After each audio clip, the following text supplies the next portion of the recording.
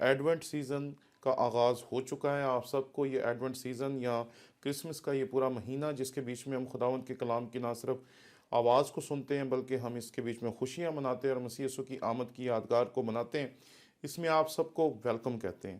ہم آپ کی خدمت کرنے کے لیے پھر سے تیار ہیں اور ہم کوشش کریں گے کہ روزانہ خداوند کے کلام میں سے ایک خوبصورت پیغام آپ کی خدمت میں پیش کریں، جس کو آپ سن کر دوسروں کو بھی سنا سکیں اور دوسروں تک بھی خداوند کے کلام کو خوبصورت انداز میں پیش کر سکیں۔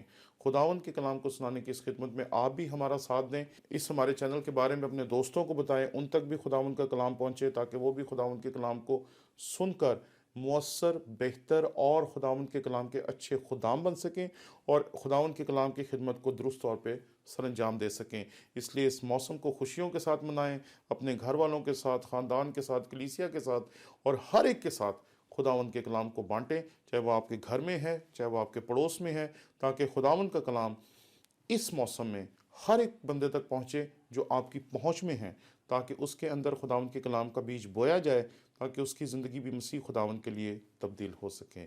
آمین۔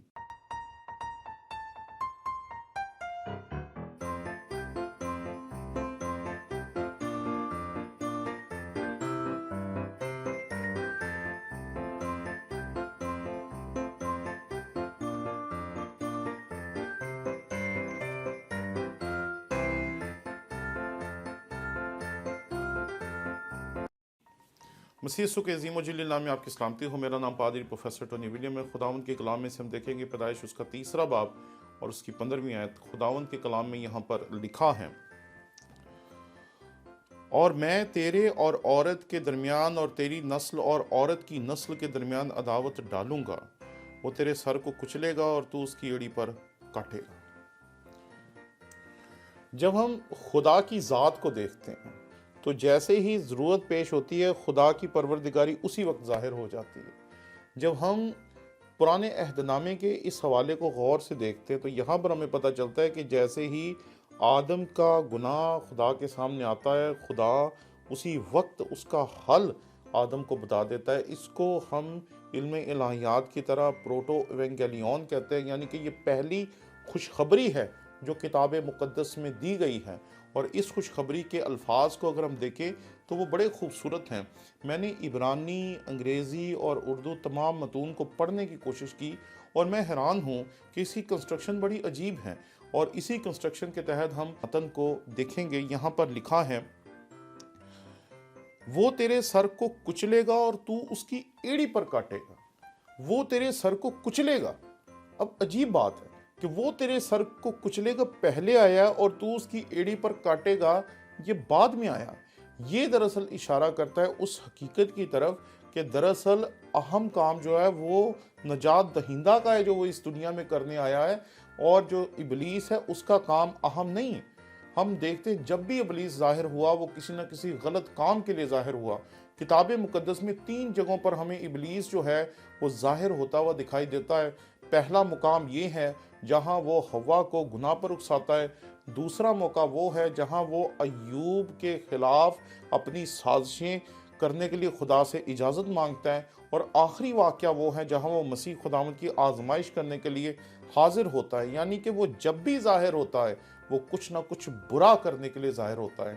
اس لیے اس کا کام کسی اہمیت کا حامل نہیں، کیونکہ وہ ابلیس ہے، شیطان ہے، اور اس نے کوئی نہ کوئی غلط کام ہی کرنا ہے۔ اس نے کوئی نہ کوئی ایسا کام کرنا ہے جس کے وسیلے سے کسی کا ایمان خراب ہو، کسی کا ایمان کمزور ہو اور کسی پہ الزام تراشی دھر سکے۔ لیکن اہم اور افضل کام یہ نہیں کہ تو اس کی ایڑی پر کاٹے گا، بلکہ یہ ہے کہ وہ تیرے سر کو کچلے گا۔ اور ایسا ہی ہوا کہ مسیح خداوند نے ابلیس کے سر کو کچل دیا۔ میں کئی مرتبہ یہ بات آپ کی خدمت میں پیش کر چکا ہوں کہ اس نے مسیح خداوند کو بالکل تنہا کرنے کے لیے تمام سازشیں چلیں۔ اس نے خوف، ڈر اور ہر طرح کے انسانی جذبات کو اتنی بلندیوں پر پہنچا دیا کہ اس کے وہ شاگرد جو 3 سال تک اس سے لگاتار سیکھتے رہے تھے اپنے ایمان سے ڈاواں ڈول ہو گئے۔ ایک نے اسے بیچ دیا، ایک نے اس کا انکار کر دیا، اور 9 جو تھے وہ اپنے گھروں کو بھاگ گئے۔ میں جب اس بات کو جان پایا تو میں حیران رہ گیا کہ یہ بات بالکل درست ہے کہ جب ہم مسیح خداوند کی صلیب کو دیکھتے تو اس کے سامنے صرف ایک مرد کھڑا ہوا دکھائی دیتا ہے، जो यूहन्ना आरिफ हैं, जिसने मुकाशफा भी तहरीर किया। यानी कि शैतान ने उसको भी डराने की कोशिश की होगी, उसके जज्बात में भी खौफ दाखिल करने की कोशिश की होगी, लेकिन वो आपकी और मेरी तरह ये फैसला कर बैठा था, जिंद लाई यसू दे नावे हसीने कुछ होर जान दें। और वो वहाँ खड़ा था और उसके साथ मसीह खुदावंद की माँ खड़ी थी और दीगर खवातीन खड़ी थी, और वो भी यही सोच के खड़ी थी कि आज जो कुछ भी हो हम उसके लिए तैयार हैं। और आप जानते हैं कि सलीब के ऊपर मसीह खुदावंद की एड़ी को डसने की कोशिश की इब्लीस ने, और उसने ये सोचा कि मैं इसे मरवा दूंगा और सब कुछ ख़त्म हो जाएगा। लेकिन वो इस नबूवत को भूल गया, इस बाइबल की सबसे पहली पेशन गोई को भूल गया कि तू उसकी एड़ी पर काटेगा लेकिन वो तेरे सर को कुचल डालेगा। और वैसा ही मसीह खुदावंद ने किया। जब वो आलम अरवाह में गया तो उसने वहाँ पर से तमाम रूहों को आज़ाद किया और उन्हें इस हकीकत का एहसास दिलाया कि मैंने इस नबूवत को पूरा कर दिया है, मैंने नस्ल इंसानी की आज़ादी का जो वादा था वो पूरा कर दिया है, नस्ल इंसानी को गुनाह से आज़ाद करने का जो इंतज़ाम था मैंने उसकी तकमील कर दी है।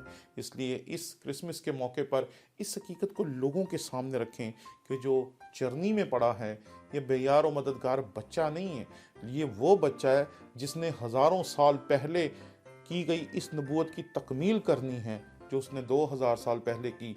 और आप और मैं उसकी उस गवाही की तकमील के गवाह हैं, और हमें हर मौके पर ये गवाही देनी चाहिए कि जो चरनी में पड़ा है वो नजात दहिंदा है।